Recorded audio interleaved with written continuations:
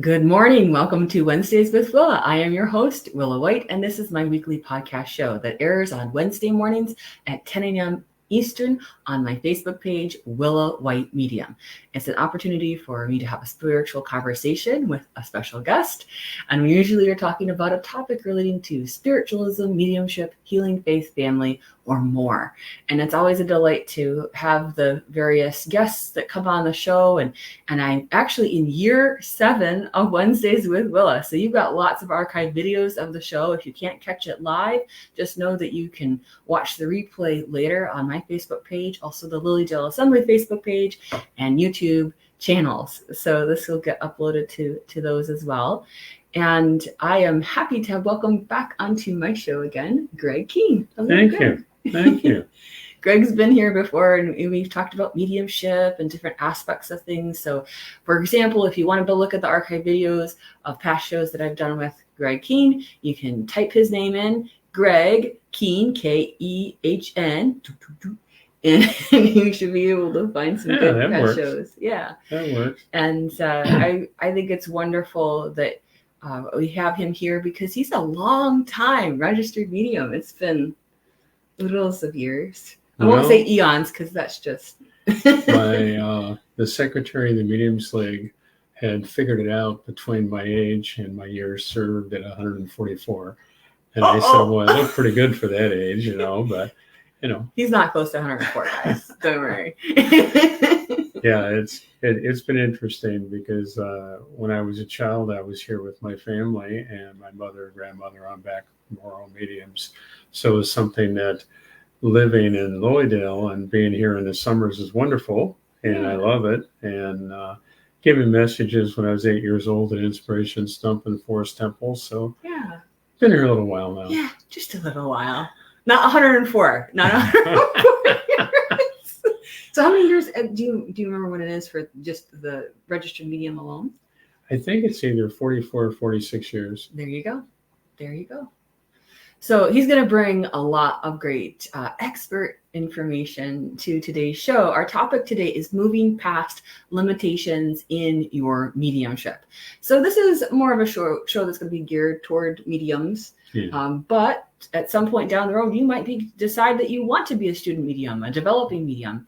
And I want to make sure that I mention I do have some upcoming classes. In fact, this Saturday, April 13th, I'll be teaching an online Zoom class that is connecting with your spiritual support team. And that's not just spirit guides. So that comes with a handout, and then you get to watch the video later on. If you can't attend the class live, you do have that as an option to watch the video later. And it'll be up for a couple of weeks for you to watch on a special viewing page. And I also have my Mediumship Development Circle series. The next is going to be 6 weeks long for the spring session, and it will be starting on April 15th. So next Monday is when that starts. If you want to get registered for any one of those, you can go to my website, willawhite.com, and learn more information there. And if you want to take classes with Greg, because you teach mediumship classes as well, you go to gregkehn.com. Yeah, we do that all the time. I have classes I do free every month, and then we're going to be setting up some things for the future that would be really to sit down and really work on some teaching. Yeah. But it's been fun. I think, Willa, you're doing wonderful with that. I know a couple people that have been clients of mine have been coming to your class, so that's been great. Yes, I've developed such a good core group of students that have been with me for some years now, and it's just a delightful group of spiritual souls. And we always welcome new people. The circle is available to all levels, but you have to sign up for the whole 6-week package. And if you have to miss a class, I do video the lesson portion only, but it's a breakout session thing, so they get to get and receive messages, because it's not just me lecturing; it's them actually having to have hands-on experience, because that's how we learned. Oh, absolutely. In circles, you have to kind of give, receive, and get used to connecting with spirit for others. I remember being in Fellowship of the Spirit at Elaine Thomas's school, and I was with them when they first opened it in their living room over here. Wow! And taught for them for 46 years. Whew, see? About the same length of time as being registered. Oh my goodness. Well, Yeah. this is going to be great for our topic, which is moving past limitations in your mediumship. I know a lot of people, you get to a point sometimes where even in the beginning stages, the middle stages, and even if you become an advanced medium or professional medium, there are different stumbling blocks that come along the way, and there are certainly personal limitations. And I always talk about my circles as being part of spiritual unfoldment too, because as you are developing as a medium, you're also unfolding spiritually. You're having to work on your own things and the things that maybe you are a bit tight about and scared about. And I find the biggest restrictions we have is us. Oh, absolutely. You know, and sometimes we have to have there are healthy boundaries that we have to have with all of this. But I think today we're really focusing on some of those. We'll pinpoint some of those limitations and share some ways to get over them. You know, some people feel things, sense things, aware of things they would not necessarily think of themselves as a medium. Right. But in reality, it's mediumship. True. And I find some people where the biggest hurdle that I find with people starting in this would be not trusting completely what they're getting, or being able to put the dividing line in and say, all right, this I'm thinking, or this is me, versus what spirit is actually giving me. And sometimes spirit can come in loud and clear, and sometimes it come in very subtly. True. And I had a class, you know, for the weekend there. I had one class and we did the mediumship and that. And I think getting across to people that we're all mediums. We do have that ability. It's just that we do have that challenge of trusting and recognizing what's spirit versus what's us. It's the number one thing. And the only way to learn that is through practice. Yeah. The only way to do it's not like you can read a book and go, oh, like it has to be something that you are learning by trial and error, ultimately. How to find. People panic over the idea that I don't want to say something wrong. Well, yes, because you have someone's influence someone. Life in your hands, basically. Yeah. You know, and I find that, you know, once you're into it and you're getting into that trust level, then it reaches a point where you're stepping beyond where your conscious part functions, and you're going to what spiritually is coming through. Yes. And if we let our consciousness, you know, I refer to it when I'm teaching that, are we getting something and relaying it?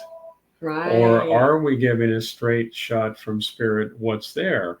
Because I find a lot of people, they'll be working on what they're picking up, but then they pick something up. And for example, one of the obvious examples would be they get a certain wording for something that would be so meaningful to the person that's getting the message. Yes. But they change the wording, or they put it in their words instead of the words that they received. And the person sits there and goes, well, that doesn't sound like them. You know, that's not how they talked. You know, and part of that might be because they're not necessarily receiving that information clairaudiently. Yeah. Sometimes they're receiving that claircognizantly. Or, you know, one of the things that's happening is they're changing the word to gentle it. Yeah. On occasion. I had a gentleman one time come through from spirit, and he had really direct things to say. And it wasn't at the person. It was just a statement he made that was what he was using those terms when he was living. And I won't repeat that. No. But I'm sitting there and he said, you tell them the way I'm telling you. And I looked at him and I said, you're going to have to excuse me, but this is how I'm getting it. Yes. And I gave it. It wasn't a private reading. It wasn't in the public. And you would never. And the lady sit there and went into tears. And she said, I know without a doubt that's him. You know, because that was one of his standard statements.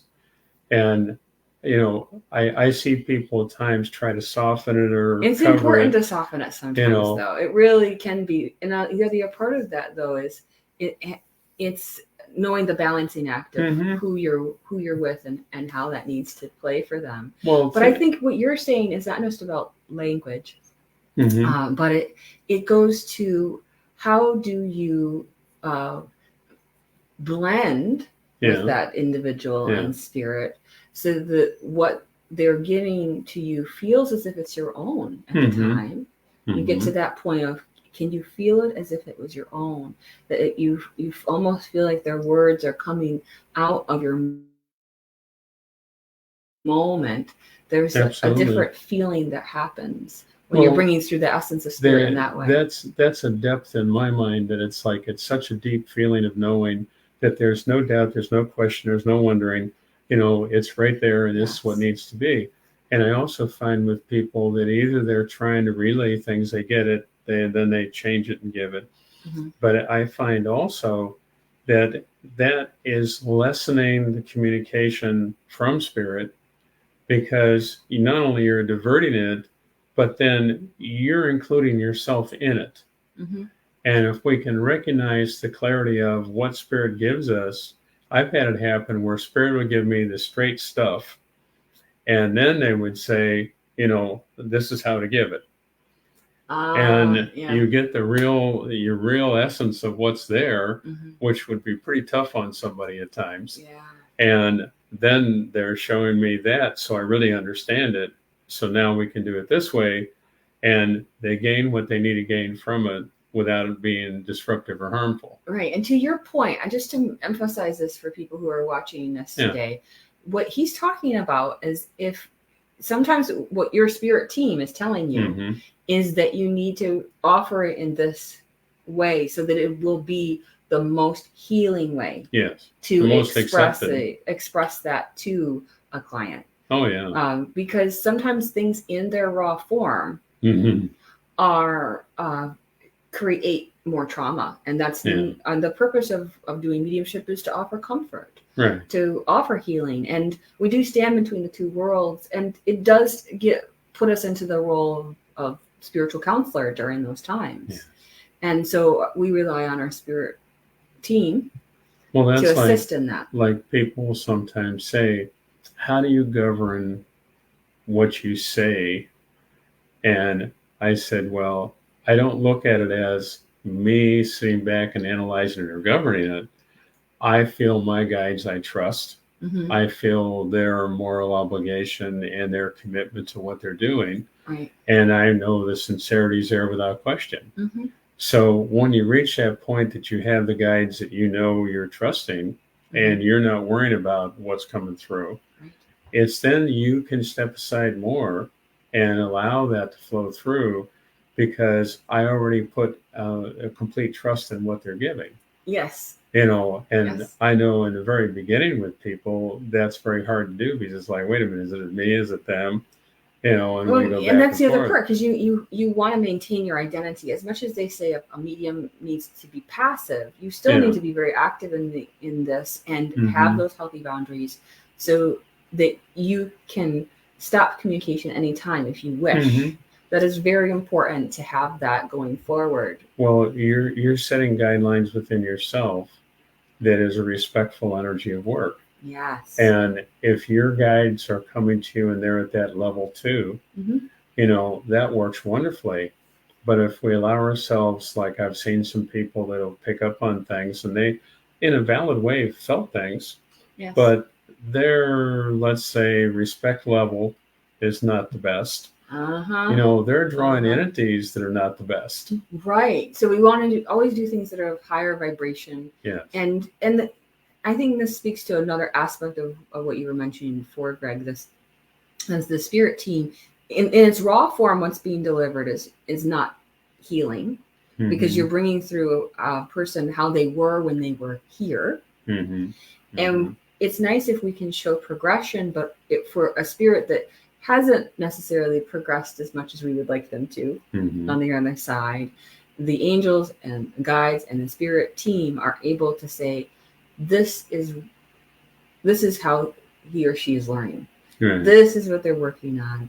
This is how they really want to say this, but they are not good at the words. Well, I've had it happen where on the earth plane, they had a very negative energy with the person. And on the progression of someone's life on the spirit side, they've been changing and growing. And all of a sudden they pop in, and the person goes, I don't want to hear from them. And I've had that occur. And I said, let's run them in light, And I said, think of it this way. For them to be able to step in, they had to have progressed. Right. They had to meet a certain criteria. They had to have progressed beyond where they were on the earth plane for the spirit world to allow them to step in. And then it sort of softens the energy a bit, that it's like, okay, maybe they are progressing. And I don't push anything like that, but it's like, I look at it as, for the spirit world to allow them to come, had to be some changes. Absolutely.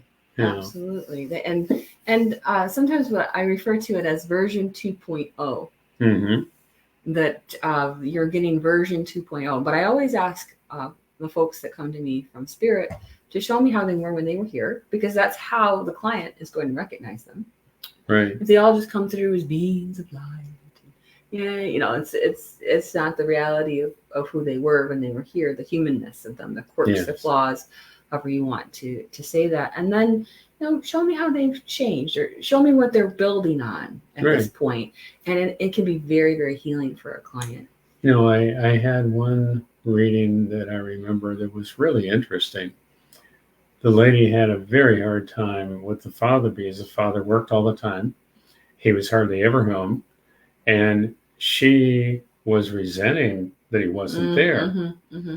And his belief system was a belief system that I'm working really hard to take care of my family and to give my daughter everything I could give her. And she had everything you could possibly need or want. And maybe not the pony. Yeah. And when he had passed, she was still angry at the idea that he wasn't there. Because she wanted the time with him. Yeah. Instead of the material security. And when he came through then, and he explained to her that, it was very hard to be able to keep everything in the order that it was in, because everything was there in the physical world that you can imagine. Right. But that was his way of loving, caring, taking care of. That's his love language. And when she finally saw that, she came back another time and she said to me, she says, I want to talk to my dad. Aww. And she says, I want to say I'm sorry. Yeah. She says, because I didn't understand his way of loving. Right, right. So we sometimes can really divert things from what someone else means or is doing and feeling, and we're not realizing it. Well, I think there's a maturing that happens within people too. They start to recognize that person most likely did the best that they knew how to do at the moment. Yeah. And there's how when you see your parents from childlike eyes versus adult eyes, and how that can shift and change a relationship. Oh, and sometimes you're like, well, they did this wrong and they did that wrong, but then they're like, but they did this right. They did, and so I'm not saying that every parent is perfect under the sun, but you start to recognize the humanness of all of that, and start to not take it personally. Well, you know what you start to not take it as personally. I many times have said to people, here's how they came in and here's how they're equipped. And a part of being equipped in whatever way they're equipped in is also the challenge of lesson, not only for them, but others. Yes. And we're needing to look at things not as I want it this way or they didn't do this, but okay, why did that experience occur and what am I learning from it? And if we can look at it in that form, we're then really, truly here and growing in the manner that we're meant to be. Yes. Because, like I've many times heard people say, well, nothing's perfect.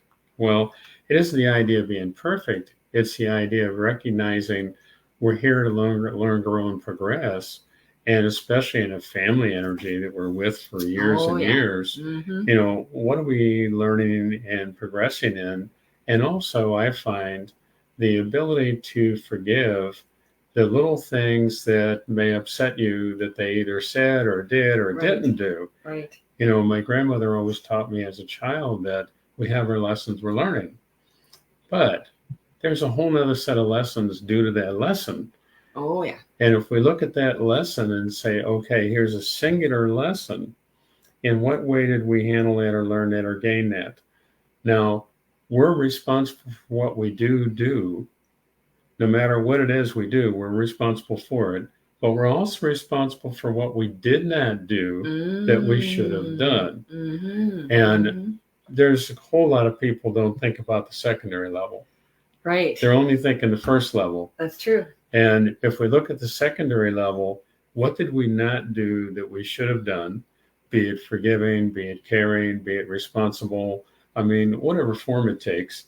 But it's like there's just countless circumstances that can occur that we look at handling it in one manner, or let's say one answer, where in reality, what could we have done differently? You're talking about action versus inaction. Yeah. They still count, and inaction also counts as action. Yes, absolutely. It's taking action by not taking action. Yes. And I find some people that get that, and they'll just sit there and look at me for a moment like, oh, okay. Oh, yeah. The light goes on. Yeah. But, I've had it in my own life. I mean, believe me, I've done that. Oh, we're all learning. And certainly there's a sequence to learning that happens, but there's also a spiral approach. Sometimes you have to circle around to what you've learned before so you can actually build up. Yeah. So learning is not always a hierarchy of a ladder in a vertical sense or a horizontal sense of sequencing, that there's a spiral that can occur with the learning. Well, like my grandmother. And that's the same thing with learning mediumship too. That's like my grandmother said to me. She said, well, are we going to have a speed bump in life and really be observant and aware and learn everything we can from that speed bump? Or are we going to run into a mountain and have to climb it? There you go. And our literal choice is, would we rather do the speed bump? So let's be really alert and aware what we're here to learn. True. And I always found it fascinating that it's like you see some people that they're supposedly doing everything right. And their opinion is they're doing everything right.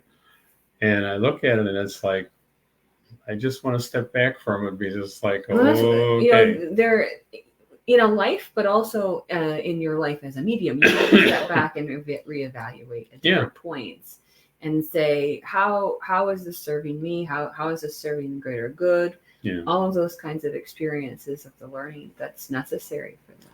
So good point. I look at healing as a part of mediumship, and I look at healing as what are we being able to share that these people that are receiving the reading, how much of that can really be this meaningful energy that shifts their life, thought, and feeling, as well as shifting what they perceived in the past. Remember, what we perceived in the past is what forms our future. It absolutely does. And that feeds into the topic for today of limitations, because sometimes what we're hitting up against in the limitations in our own mediumship development are about regressive behaviors that we've had. Absolutely. In relationship with other people that then kind of come to the forefront in our message delivery too. Yeah. I remember in my life, in the physical world, I remember being incredibly angry twice. I mean, just ferociously really going to explode volcano level. I mean, volcano. And a friend of mine that I grew up with, I knew for years, and he looked at me the one time he was there and he experienced me being upset. And he looked at me and he goes, Greg, I'm glad they're not anywhere that you can reach them. And it was like, I had 3 days of exhaustion after that because I mean, pumping all that stuff through you, like the Hulk, right? Yeah, and it was just like all that energy. You almost turned green. Yeah, I was like just so furious, and it's like 2 times I remember my lifetime having that happen, and I thought, boy, I was shot for days. I mean, my energy level kind of not was worth it, to some extent. And it was like. And Spirit came to me after the second time occurred, which was years apart. But they came to me and they said, have we learned something from this? Is that working for you? And I really felt they had promoted the explosion so I could fully experience the idea of what was really going on. Because the aftermath wasn't fun. Yeah. And the harmfulness you created to yourself. Energetically. Energetically was amazing. Yeah, because you don't want to fry your circuits. When you're sensitive, you got to be a bit careful about frying your circuits about these things. Which leads me to another limitation, because sometimes what's happening energetically with a spirit, you have to put the kibosh on it because you have to protect your own energy. So I want to reinforce, in terms of our topic today, moving past limitations in your mediumship, especially if you're clairsentient. Please don't feel that you have to give over your body to spirit. If you feel a physical thing that's happening in your body that the spirit had when they were here, be it a physical condition or their actual passing, so-called death, only allow that for 2 to 3 seconds. These are healthy limits that are in your mediumship. When we talk about moving past limitations on a physical mediumship sense, it would be more of just allowing them to access that information for the most healing, productive, evidential mediumship that you can. And to me, it's like they do just enough so you recognize it. Yes. And that's it. It's move gone. It along. And because you got to get to the next piece of information. Yeah. You don't want to dwell there with them. I find some people now, like I've seen it happen with some healers, where their thought of healing was, I'm healing them. And I was looking at the energy, and it's like, and the one lady said to me, she says, well, I did 3 healings and I'm exhausted. Right, magnetic healing. And I said, wait a minute. I said, God's, our battery's little. God's energy is endless. Yeah, spiritual healing is I said, so it should flow through us, and we should be a channel of that, and we should be at the very least energized afterwards. Yes. It should not be, us being drained. And, the concept of thought that we have govern that. It's true. What thought process and learning level are we in that, to me, I was always taught that all I am as in a healing aspect is I'm the channel for it to flow through. Right. And to sincerely give yourself over to being that conduit, but to not look at it as something that is wearing on me. Right. And that's why you have healthy balance in your life with all of these things. So, Greg, what's another limitation that we should focus on today? Well, I think some of the limitations is the fact that we allow the physical world to divert us from being centered and be calm. So the distractions of that. It's so many distractions occurring. And with the planet right now, and everybody on the planet has been more narcissistic and manipulative. And I find it amazing that, let's not affirm that. I don't even watch the news. It's like, there's so many opinions and it's not news. So I don't watch the news. I don't get caught up in that. Right. But I look at it as something that in our own circle of life, how are we loving and sharing and progressively moving forward in a good way? And I know people now, like I remember just a short time ago, I was walking a restaurant, I held the door for someone and they look at you like, what do you want? And it's like, I say thank what you. energy are they functioning in? So we share with them an energy of a smile, hello, healing, and then you see the change. I had one gentleman I held the door for. He walks inside, and I said, well, have a nice evening. And he turned and looked at me, and he goes, you too. You too. He says, have a nice evening. About it. And it's like his energy from walking in the doorway to his energy of turning around and commenting that to me, there was a healing energy there. Yes, that's true. So it's like, what can we do in that acceptance that not everybody is in the highest level of harmony? And we're responsible for ours. Yeah, we can bring harmony to them and give them the opportunity to share in it. So maybe where you're leaning into that in terms of mediumship and a reading or preparing to do public message work is working and allowing your energy to raise up to do the higher vibrational work, so that you can sustain through message work or through readings. It's very necessary to have that positivity and that amiability with spirit and with the client or the recipient of the message.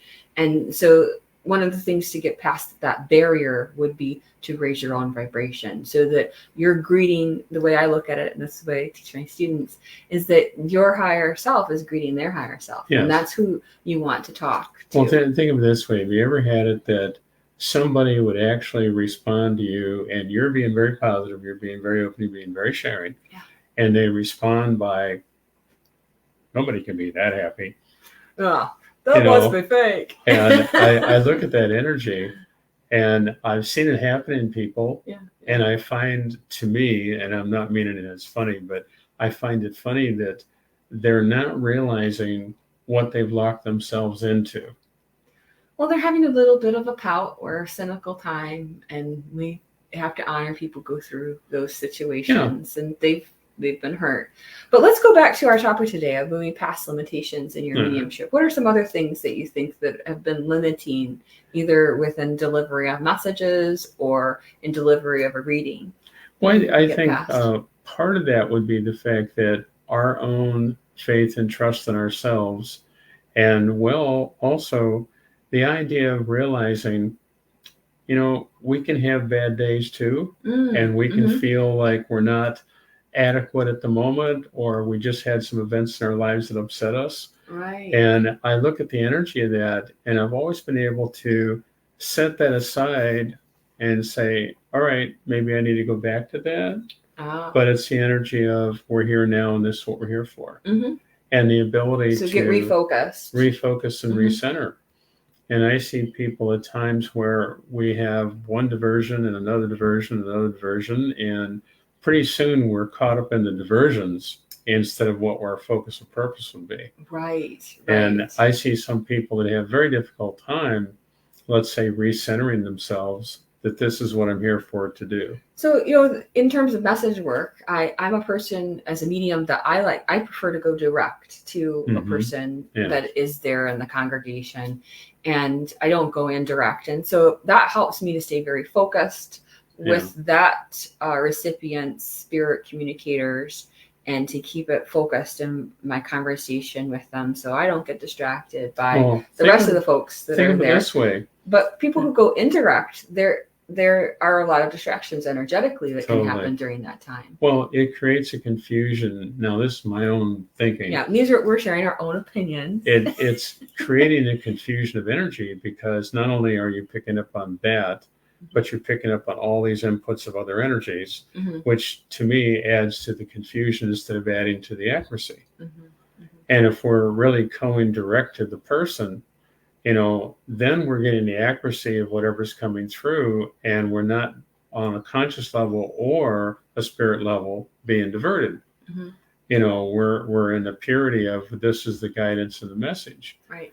And I see people that do the other ways of doing it, and I'm sorry, some of them live in confusion.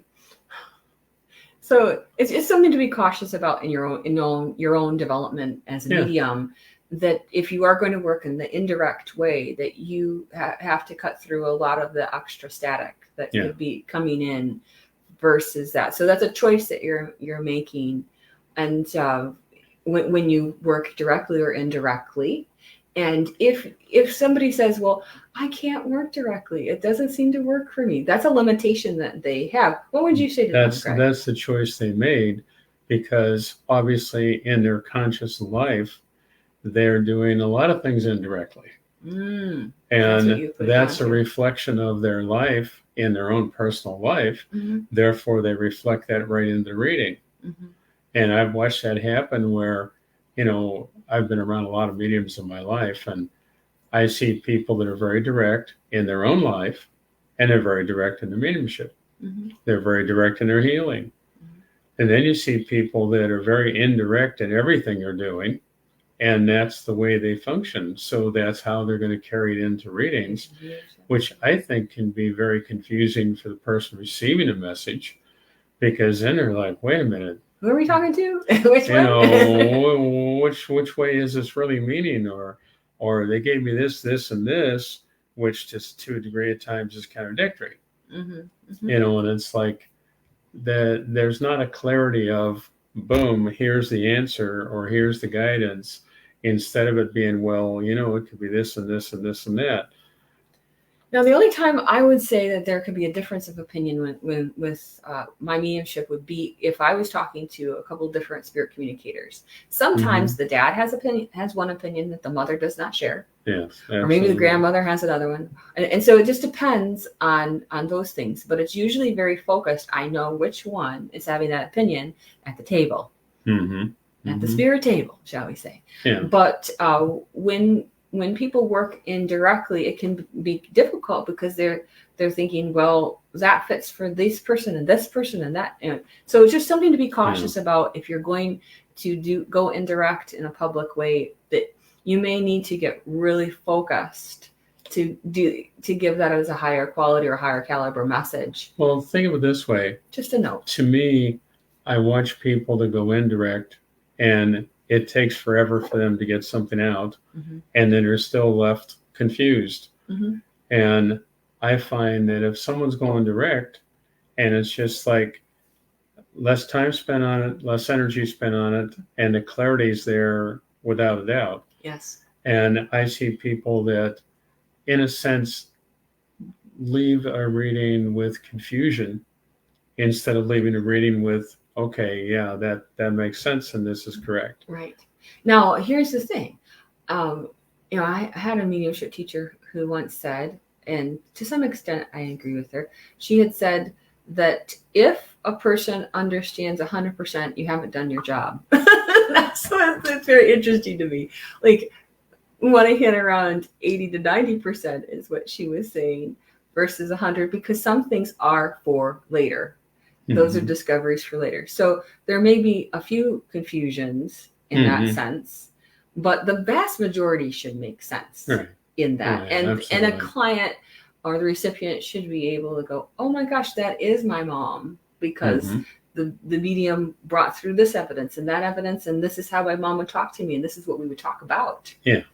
So that's the distinction I think we should make. You know what I find also when you said about the percentage. Yeah, it's very interesting that she had said that. I find it's a British medium.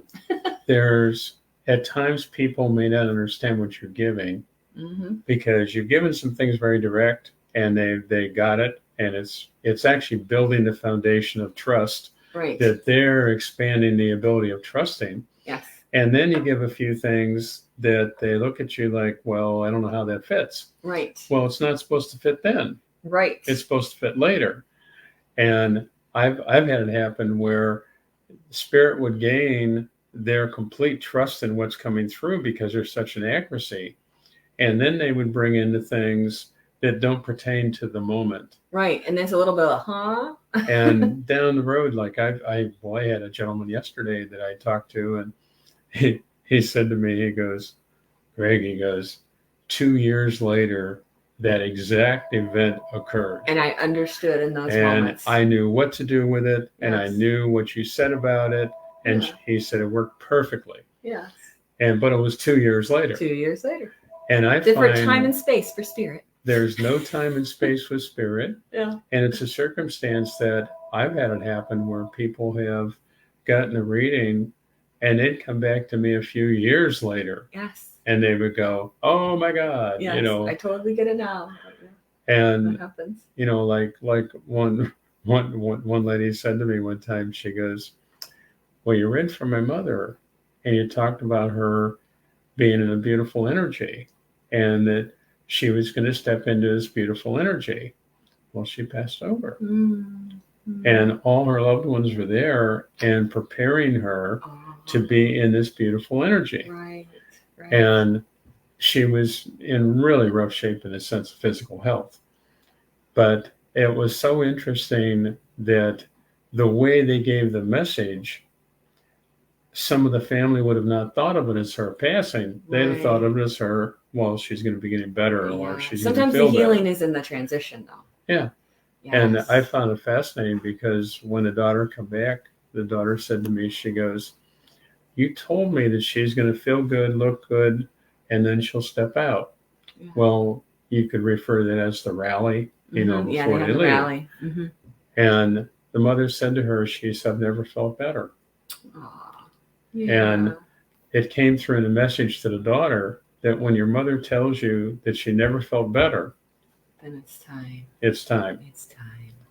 And she stayed there with her. And the lady closed her eyes and said, I love you, and went to sleep. Yeah. And then that was that. But let's talk about the limitation of the word no. And let's talk about that one, because that can cause a lot of student mediums, developing mediums, even more advanced or professional mediums. A huge a no. I received a no. And then that can start setting them up for other limitations. Let's hit that one. That's a biggie. That to me happens all the time with everybody somewhere. Yes. And I find that I've learned that if someone was to say, no, I don't recognize that, it's like, that's okay, put it on the shelf. A little later on, it'll make sense to you. And I just roll on to the next thing. Sure. And I find that when the people are responding in such an emphatic manner, this is a no, it's like, I find that whether they're consciously aware of it or not, they don't want to hear it. Right, they don't want to hear it. And at that time, they're not capable of hearing it. Now, could a medium be off? Yes, a medium could be off in their interpretation or how they're receiving it. Well, when you said interpretation, that happens. That is also a circumstance that, are they allowing themselves to be the conduit, or are they adding in or diverting what's being brought through? Right. Because I find that when they add in or divert something, then the person says no. Because they don't recognize it. So, but what happens is that there's almost like a flinchiness that can happen. Oh no, they're about to say no. So one of the things that I've tried to reinforce with my students is that how you handle the word no is very important. Yes, and you need to maintain your poise through that experience. And remember how you were talking about how there are layers of action and inaction in what we do. How you handle a no dictates how you'll handle the rest of your life. Is it going to derail you in what you're doing? The life or even the mediumship, right? Yeah. So you have to not hold on to that. Don't hold on to the yeses too much. Don't hold on to the nos. And you're just allowing things to flow through you. Be like water, and learn how to pivot through those situations. Well, I remember being on TV. And I went to the audience, and they had a huge audience of people. And I gave a message to a lady. And I'd always ask her, as I went to them, I'd say, may I come to you with a message? And she answered yes. Yes. And I gave her a message. And she says, no, I don't recognize that. It was her mother. And her and her mother did not see eye to eye. Mm-hmm. Well, she not only didn't want to recognize that, but she didn't want to communicate with her.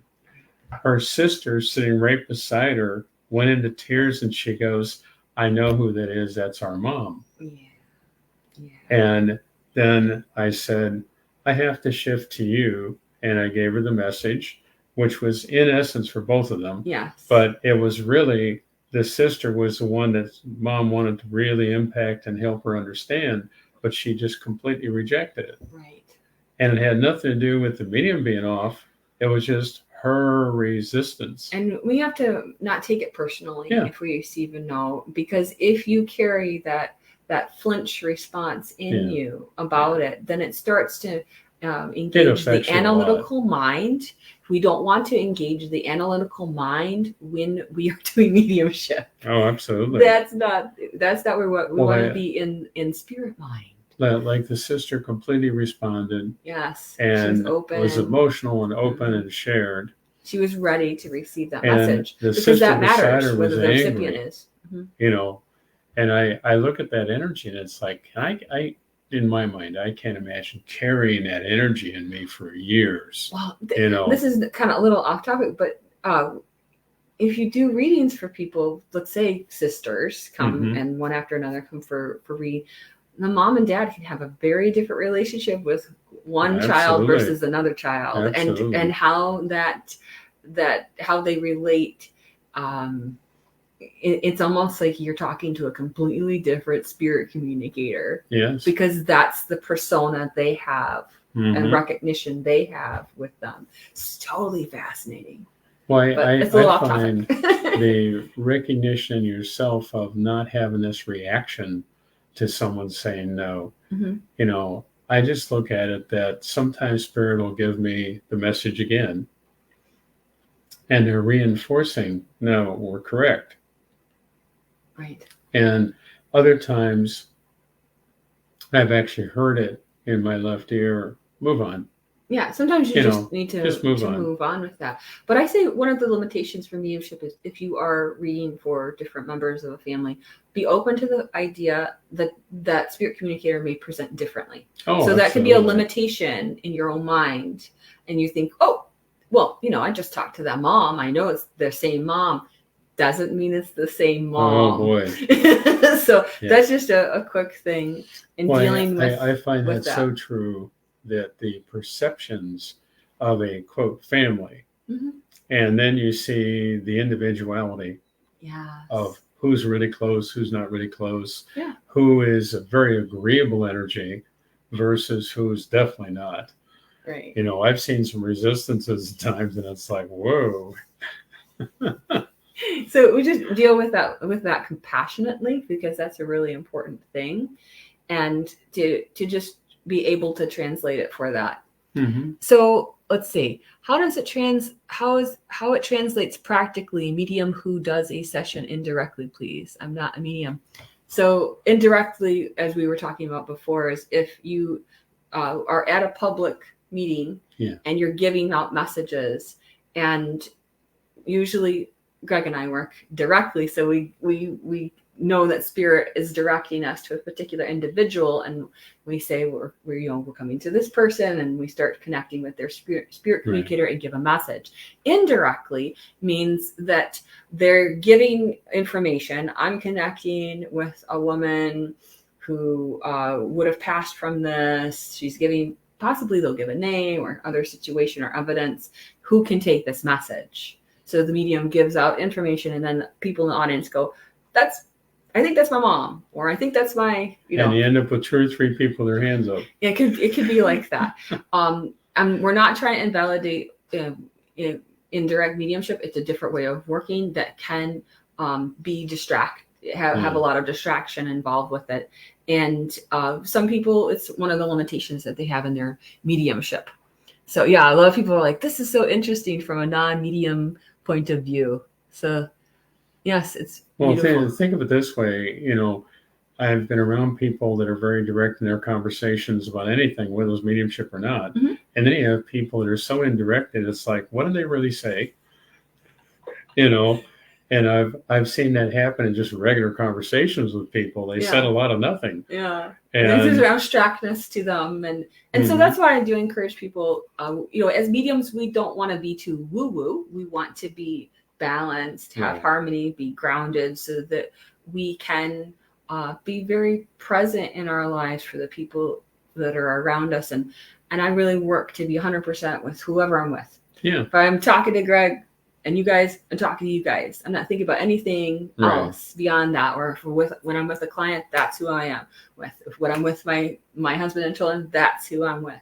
So that's how I work and how I encourage other people. If you want to be on 100%.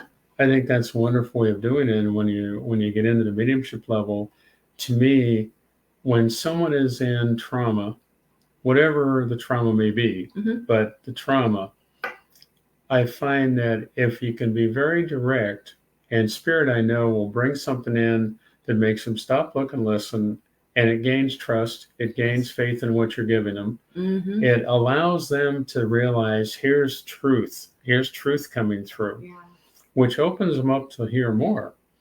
And as you share it directly with them, then you're taking them away from the trauma feeling and the disrupted energy to a harmony of helping them have a direction. Yes. And when they have a direction, then they're able to focus and able to achieve then what steps do I need to be taking. I have clients that, I'll talk to and they've had a crisis. Then I've had clients where quite a few clients actually, that they make an appointment and there's nothing going on in their lives. Oh, yeah.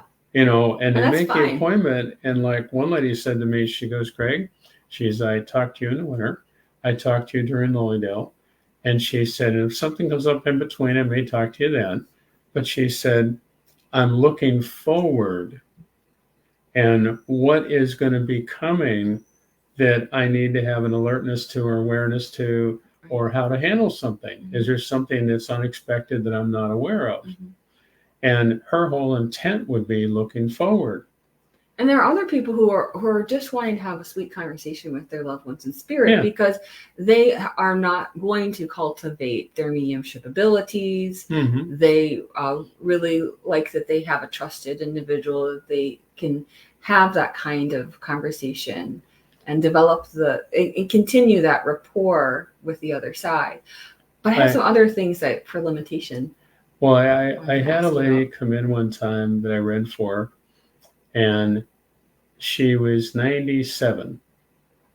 And she said, I have nothing going on in my life that, is any tragedy. She says, I just want to speak to my husband and my loved ones. Yes.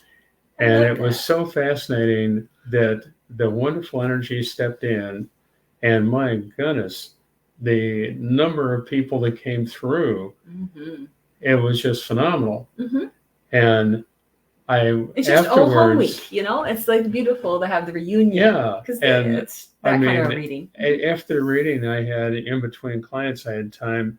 So I walked out in the other room and I'm standing there and I heard Spirit say to me, thank you for sharing. Because she was going to be stepping out of the body. And she needed to know she had a huge crew and that was here's going to meet this whole crew there. And my God, I'm talking like 25 people came through. That's wonderful. And it was just fascinating. So it's like, I look at it as something that we're being watched over all the time. Our guides, our teachers, our loved ones are around us. And to thank them when you experience an awareness that, hey, I saw the shadow, I saw the light flicker, I saw things happen that I know spirit related. Yes. To recognize that and to verbalize, whether you do it mentally or verbally, to thank you for coming. Yeah. Thank you for being here. And I find that really brings comfort to everyone. And we're then becoming more centered because we're being aware of not letting ourselves get caught up in the physical world and all these diversions. True. And we're allowing spirit to be recognized in our life on a daily level. And that's very important to me. It's very important. And it's definitely an aspect of connection through mediumship. And I would say for people who are beginners in their mediumship journey, know that moving past limitations will be preset notions you might have about, well, if they love me, they would communicate to me right away or in this particular manner. And you have to kind of manage your expectations of how they will come through. And if you are a beginner medium, giving and receiving messages if within circles and classes, some of your limitations will be that your preset notions of how something should come forward. And then as you move to an intermediate level, the limitations are, well, that was really cool. I was able to get that information. How do I build on that? And sometimes when people get to an intermediate level, they start to get a little overconfident. There's an overconfidence thing, and then they kind of have a crash burn.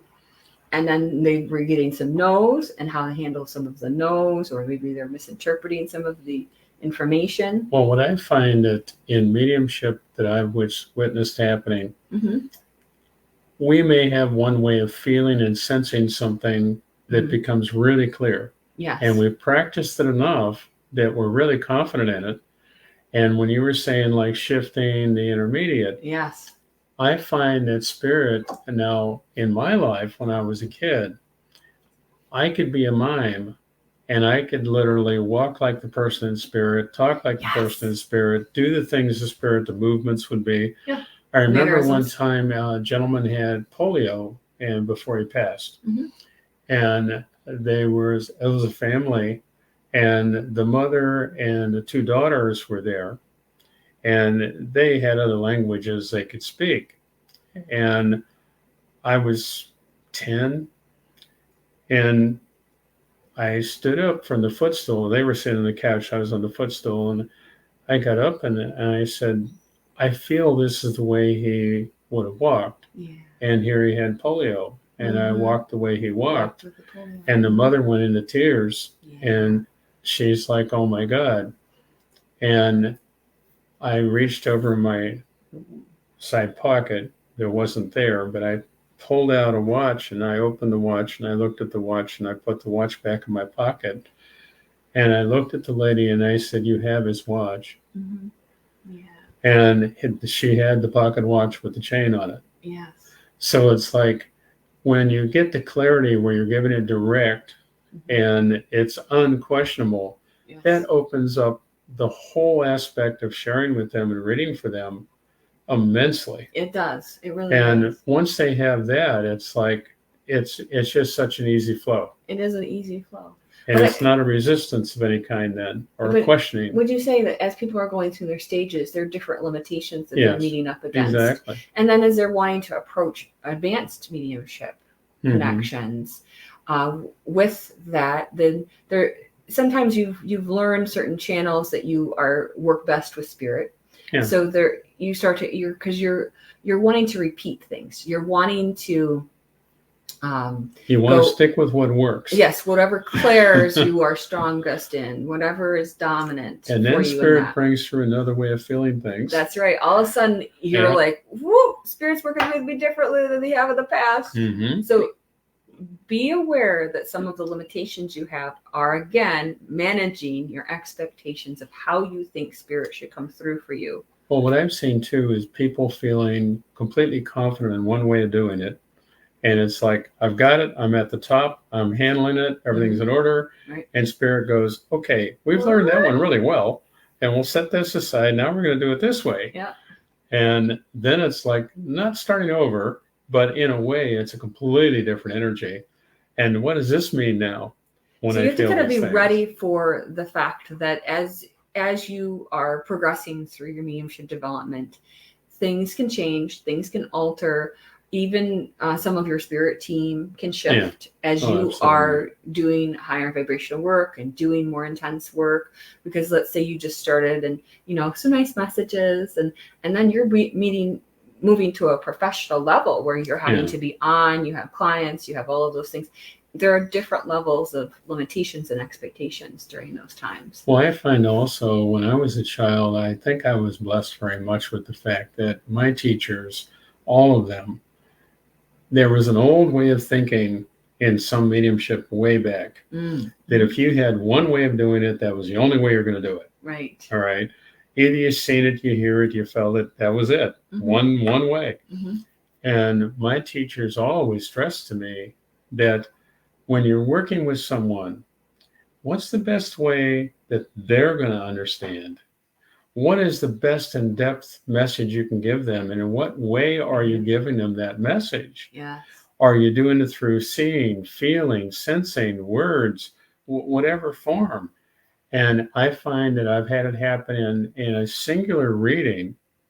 They would bring through every dimension of how to do it. Yes, different clairs. And yes. I find that that to me is fascinating because I see some people that you get comfortable with, I know how to do it this way. Mm-hmm. And then we literally would rather do that than anything else. Because it's easy, what's known. And so the point we're really trying to make with this in terms of being ready for those kinds of levels is you want to be open to the different clairs for a couple of different reasons. One, because the spirit communicator, sometimes that's the way they are good at delivering information. Absolutely. They're visual, so they're going to give you visual information. They love to talk. They're going to give things to you clairaudiently. If they're feeling people, in terms of personality and relationship or things that they're good at delivering, what happened to their body, then that's the information that they'll give. So it depends on the spirit communicator, but it can also be dependent on what channels, energetic channels are open within the medium. So you kind of try to get a matchup between the spirit communicators and the medium. Well, that's there. and then you can add in the person you're reading for. Yep. And what way could they receive things in the most in-depth manner, Yes. the most meaningful manner? Mm-hmm. And that if you were using words, it may not make sense to them. Right. But if you describe a picture to them, or if you give them a feeling, you recognize this feeling and they have it. Yes. You know, I've had it happen many times where, like when I was teaching a fellowship and I'd have, say, 28 people there in a class, I would give information and I would watch the energy that the people that got it, mm-hmm. and then there are people that didn't get it. Right, right. And I would go back over it in a completely different way, a different energy. And I've watched a couple of them, like the one gentleman went, I got it. You got it. All right. Yeah. But it's like when I first did it, he had no clue. Right. But it's like to recognize that we're working with spirit or guides. Mm-hmm. We're working through what we have as limitations in ourselves. Yes. Then we're looking at what channel is the channel to utilize with that person that they really get the depth out of it that they need. Mm-hmm. So it's like, don't feel uneasy when you're feeling something and you feel like you're not quite focused on how to give it. Trust what you're feeling with it and start to give it. Yes. Allow yourself to let it out. Holding it in and saying nothing, or sitting back and in a conscious level, we shift to dissecting it. It's like we're not giving them the message and we're not being the channel then. We're needing to relax with the idea that, okay, start to give what I'm feeling. Even if I don't have all of it in order, you know, it's not the idea of having, we wrote the book and now I can read it to you. All right, there you go. Here is a few things that I'm getting, and it may be just a few words, may not even be a whole sentence, but it'll come through. Yeah, you give and then you'll receive more. Yeah, it keeps going. And that's something that we have a hard time in the conscious world of really trusting that we will get more. Right. Because I know some people go, well, I got that and that's all I got. Well, if you don't give what you give got, that you're out not going to get any more. Keep going with your momentum. It's like saying, well, I'm not going to exercise because I don't have weights. It's like, no, you're going to go exercise. You'll find other ways of doing these things and just build the momentum until, you know, mind, body, spirit. It's something that you start to attune yourself. You're calibrating yourself as a medium to do the work of spirit.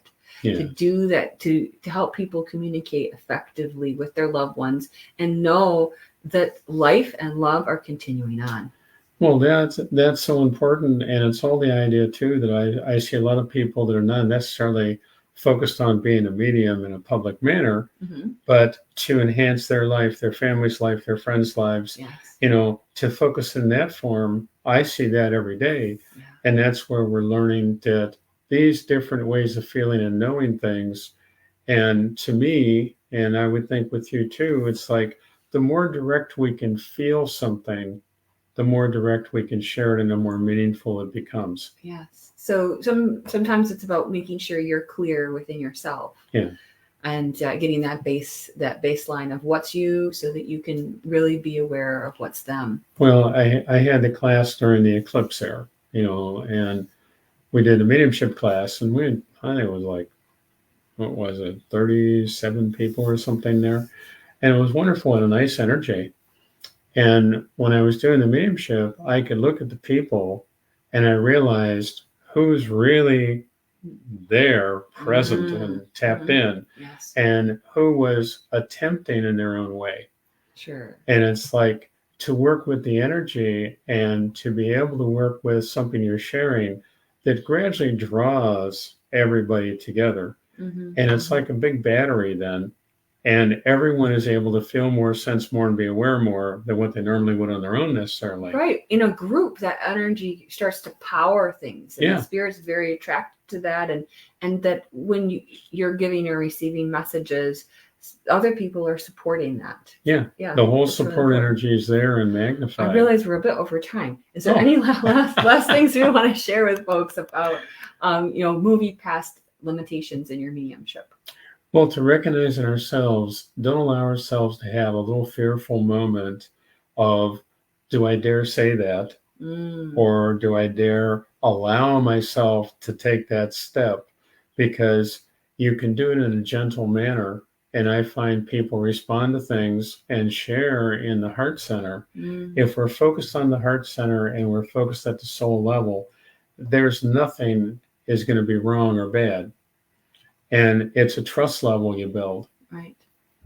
And so once you have that kind of clarity and positivity in yourself, you're not going to give bad or negative messages. Right. So a big limitation for student mediums and even up to advanced mediums is making sure that they can hold that energy. Yes. Because there can be an arc that happens in the course of a message or a course of a reading. And so sometimes what people are having to do is learn how to maintain that positive energy throughout the duration of the spirit communication. And that's the most important connection, because if we step away from that and start consciously thinking, we've lost it. We've lost it. Yeah. So there's a it's something you train for. The reason why they say mediums, train is because you're really trying to mind, body, spirit, align yourself for that purpose so that you can maintain, you can sustain, so you can handle these things you need to pivot through. And that's only going to come through practice. And it's not going to come just because I've decided to be a medium. No, this is something that takes as long as we're natural proclivity, but also we set the intent with open and we mind. have that depth of sincerity in setting the intent. And we're going to move into it because spirit world will step in and help us get there if we show them that we're really desiring to do that. Absolutely. Well, this has been wonderful. Thank Greg. you. Thank you for being here today. It's so great when he comes on the show. And thank you, everyone. We appreciate everybody's kind attention, and we hope this has really helped some of you move past limitations in your mediumship. This will be probably one you'll want to rewatch. Maybe next year you'll want to rewatch this every year and just see what buzzes in you and what starts to alert you in terms of what you need to be focusing on in your own mediumship journey. Come to Lily Dale and enjoy it. That's right, because we have a great 2024 summer season program that's available. I wanted to just show you guys this. This is the workshop guide that you can get. It's the summer program for 2024. You can call it the Lilydale Assembly office, but this is also available on the lilydaleassembly.org website. You can register for classes. Definitely make sure that you book in with whoever you want to as a medium, because appointments are going by really fast. My summer's almost booked up, and you're going to want to get lodging. You're going to want to make sure that you're all set. And if you can stay on the grounds and experience the vortex of energy here, it's really quite amazing. It is. I've had people come here and they would go and have a hotel room here on the grounds. And one gentleman said to me, he says, I got here and I thought it was perfectly okay, but I slept 14 hours. So somebody needed a deep, restful, peaceful energy. So there are hotels on the grounds of Lilydale, guest houses that you can check into. And again, information about accommodations, lodging, all of that kind of information, ticket prices, everything, go to lilydaleassembly.org. That's the website. Yes. And if anybody wants to find out more information about my classes that I mentioned earlier, the one that's happening this Saturday, and then the new series that starts on Monday, please go to my website, willawhite.com. And you can also check out Greg's website, gregkehn.com. And, or is it Rev? Is it Rev? I think it's Rev Greg Kehn. Rev. All of a sudden it was like, Spirit's like, no, say put the Rev in there. Reverend is what that means. So, that'll be fun. Yeah. And tune in next week. I'll have another great guest on the show. I want to say it's Wendy Corsi Stubb talking about the Lilydale mysteries. And then the show after that, I'm really excited about, because we'll be talking about the future of mediumship with Joe Shield and the advancements in science and AI when it comes to mediumship. Wonderful. So that'll be a really interesting show. That'll be fun. Yeah, I've got some great guests lined up for the Wednesdays to come. So tune in, same time, same channel here, Wednesdays with Will. Thanks, everyone. Bye-bye.